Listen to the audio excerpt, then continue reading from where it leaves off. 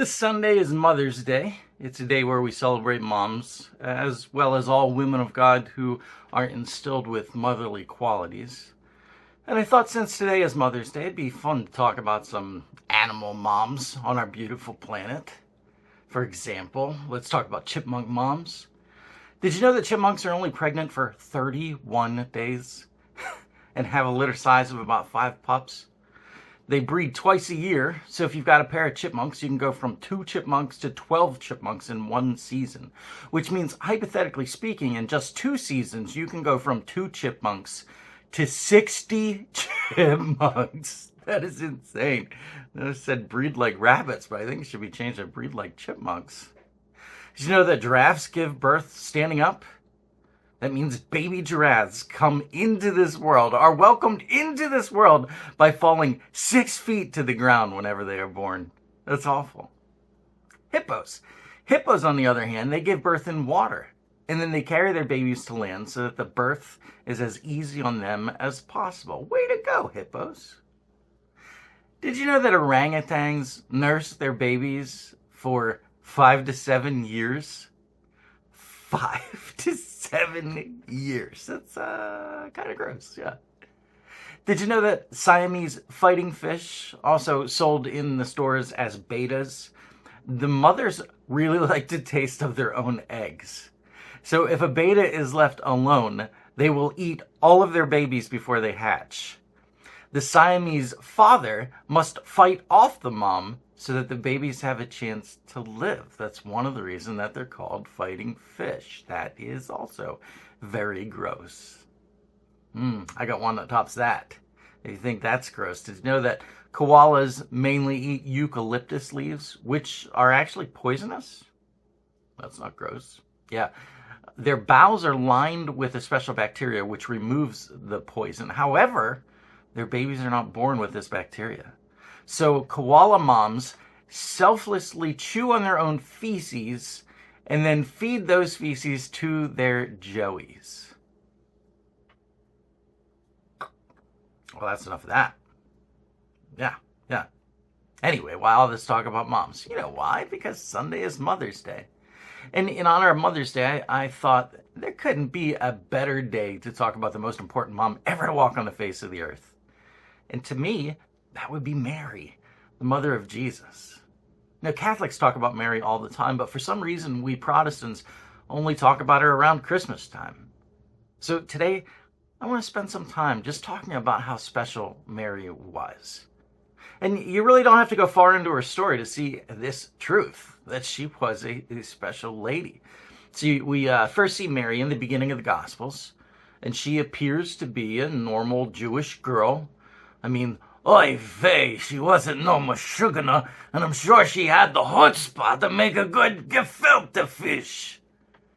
Did I sound Jewish? Because I don't have any idea what I just said. Anyway, the angel shows up on the scene to visit Mary and let her know on the plan that there was. And for Mary, it really would have thrown a giant monkey wrench right into the works for sure. I mean, I'm guessing that at this moment in time, she feels like she's got it all planned out. She's pledged to be married to a good, honorable man, Joseph. This means Mary will finally get out of her parents' house and start her own family with her new husband. She has reached the age of independence, the age where she will cease to be a girl and instead become a woman. Life is looking good. But now the angel comes, and when he shows up, he honestly puts all of that at risk. Luke 1:26. In the 6th month of Elizabeth's pregnancy, God sent the angel Gabriel to Nazareth, a town of Galilee, to a virgin pledged to be married to a man named Joseph, a descendant of David. The virgin's name was Mary. What does pledged to be married mean? Is that kind of like an engagement? No, it's more than that. A pledge was a formal, legally binding contract that lasted about a year. See, you can break off an engagement, but if you're pledged, you actually have to file for divorce. And when you did, it was considered a form of adultery. So there was no easy and or good way to get out of a pledge.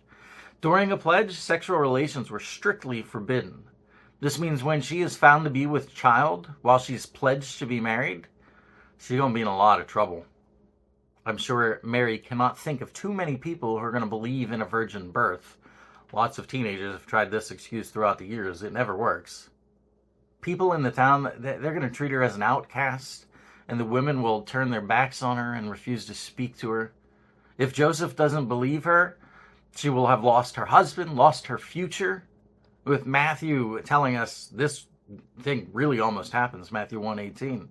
This is how the birth of Jesus, the Messiah, came about. His mother Mary was pledged to be married to Joseph, but before they came together, she was found to be pregnant through the Holy Spirit. Because Joseph, her husband, was faithful to the law, and yet did not want to expose her to public disgrace, he had in mind to divorce her quietly.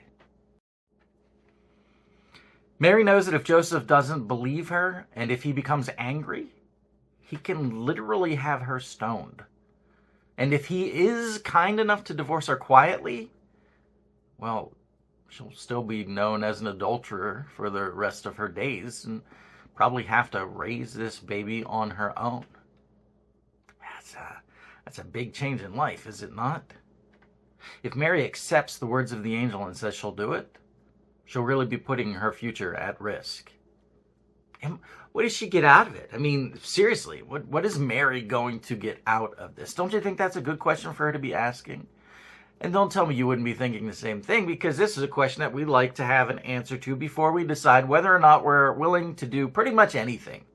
What's in it for me? What do I get if I do this? Our lives are spent going from situation to situation, asking that question over and over again.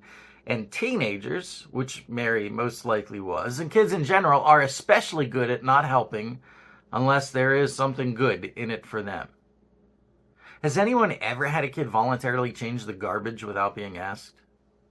Has anyone's kid ever put away the dishes, washed the laundry, vacuumed the carpet, mowed the grass, made dinner without having to be asked, sometimes multiple times, to do it? If my kids do something without being asked, my first thought usually is, I wonder what they want. And why is that my first thought? Because it's against my own personal nature to do things without being asked. And I'm not alone, am I? If you get asked to work late, you might agree, as long as you're getting paid overtime, right? If your spouse asks you to do something, then you have to calculate just how much trouble you'll get in if you don't do it. Even a lot of time when we do kind things for others, we're doing these things based on what we'll get out of it. Will people think I'm nice? Will I get complimented? Will people talk about how kind I am? What's in it for me?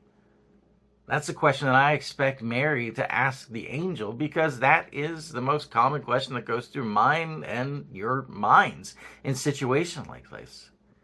Gabriel threw this bombshell onto Mary's lap and told her that her life is about to be turned upside down. But somehow Mary doesn't respond by saying, well, what's in it for me? What do I get out of this, Gabriel? I mean, I'm really putting myself on a line here. I guess I shouldn't be surprised. I mean, she was handpicked by God to become Jesus' mother. She had to be pretty amazing to be chosen for that job. Luke 1:38. I am the Lord's servant, Mary answered. May your word to me be fulfilled. Then the angel left her. See, she asked how it was going to happen, and then she just said, okay. No bartering, no arguing, no questioning, no trying to pass the buck. She just said, okay. No matter what the cost was to her, she was willing to do it. Do you know what that's called? It's called self-sacrifice. Mary is one of the greatest examples we have of self-sacrifice, with Jesus, of course, being number one. And I'm going to be honest, I find that mothers in general are better at self-sacrifice than most, but especially dads, or maybe just especially this dad. About 6 years ago, I filmed exactly what I was talking about. Why don't you have a look at that?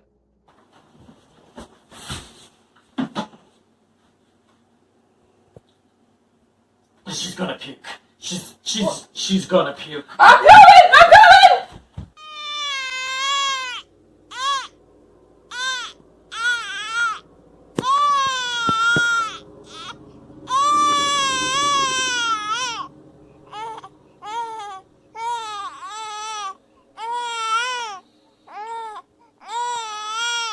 Where are you going? Oh, no, baby. Did you want me to go?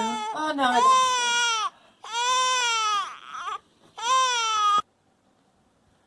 dinner! Hey, guys, it's time to eat! Hey, guys, dinner's ready. Come and get it! Dinner's ready. It's dinner time! Hey everybody! I, your father, the man of the house, has grilled for us tonight. Come and marvel at what I have done. Partake of the deliciousness of the dinner that I have worked so hard, blood, sweat, and tears to prepare for you. Story of my life. Yes, it is right there. Yeah. Moms are the only people I know who will run towards a kid with their hands cupped to catch it when their kids start puking. To me, that's absolutely amazing. You know, to me, my wife is the most quietest, humblest person of self-sacrifice that I have ever met. I just don't think anybody tops her. The things that she does for everyone inside and outside of the household without ever expecting a thanks, it's a list that I can't come anywhere near touching. I feel like I'm a hardworking guy. But if my list is 1 page long, hers is 10. You know, moms tend to set a high bar for self-sacrifice. But listen, Mary wasn't good at self-sacrifice because she was a mom. Obviously, when Gabriel showed up, she wasn't a mom yet. Mary wasn't even good at self-sacrifice because she was a woman.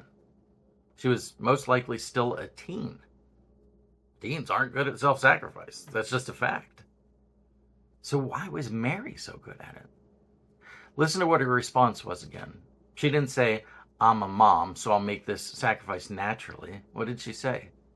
Luke 1:38, I am the Lord's servant. Mary answered, may your word to me be fulfilled. And then the angel left her. I am the Lord's servant. Her response was all about self-sacrifice, because she was willing to do it for God. You see, so many times I think we look to moms as this great example of self-sacrifice, and then we move on. We congratulate them once a year, and then the rest of the year we go back to taking them for granted. You go, girl, you be you. And I know this may come as a shock to you, but God didn't put your mom or your wife in your life so that you could have a servant. He didn't put them there so that you could have someone to take for granted. He put them there so that you might have someone to emulate. He put them there so that you might have some insight into what self-sacrifice and servanthood really looks like. Because if you can see it, then you can be it. God doesn't simply call moms to be servants as a calling that he gives to all of us. Jesus tells his disciples in Matthew 23:11, the greatest among you will be your servant. For those who exalt themselves will be humbled, and those who humble themselves will be exalted.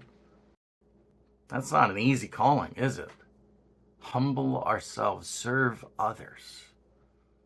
How did Mary manage to do that?